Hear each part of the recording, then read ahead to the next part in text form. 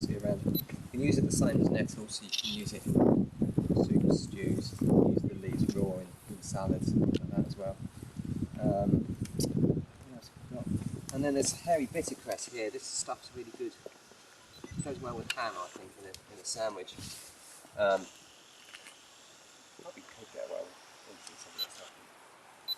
I've got public library. Okay. It's kind of quite spicy if anyone wants to try it. Sorry, Debbie. It's quite peppery, isn't it? Sort of pass it around. It's the. What's that?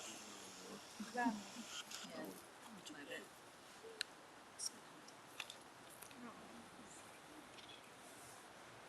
All right. Rub it in there. Kick to it.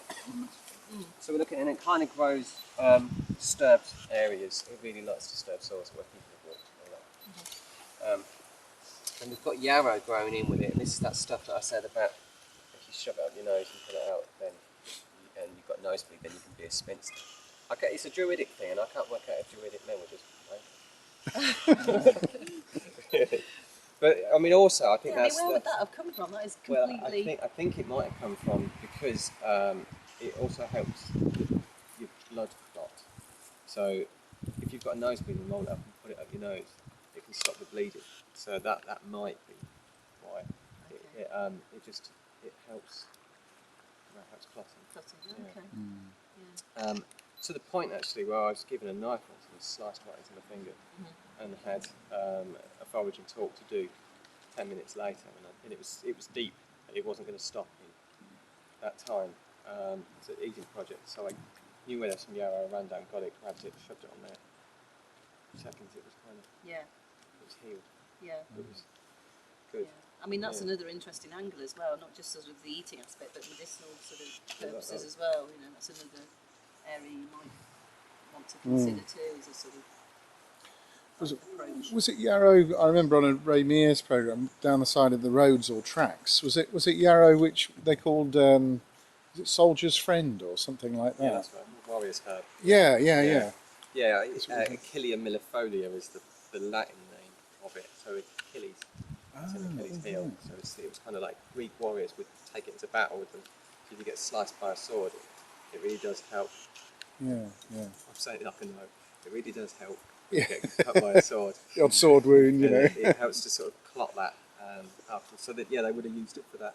Also, it's really good if you've got the flu or something like that. In the sort of early stages, it really helps the immune system. So helps lower a temperature. If that really does. Midlands, sort of Leicester direction with sticky bird. Right. Sticky bird. Anyway, you can. When it's a bit younger, it's much nicer. You can take the leaves off. And Chinese produce this especially. I've played around with this actually, and it's quite difficult to make it very edible. But you can turn it into a drink. You can use it like lemongrass. So wheatgrass, what's that stuff you get in health food shop? Just sort of grows that big and then they blend it. Is it wheatgrass? It is wheatgrass, isn't it? Yeah. So yeah, you can use it like wheatgrass. So stick it through the blender and then drink that as a health drink. Kelt said if you're drinking cleaver juice, nothing but cleaver juice over 60 days, that your skin will become so beautiful that everyone will fall in love with you. I tried it for 20, drank a few beers and stuff, and it just made me party. So I'm not quite sure about that one.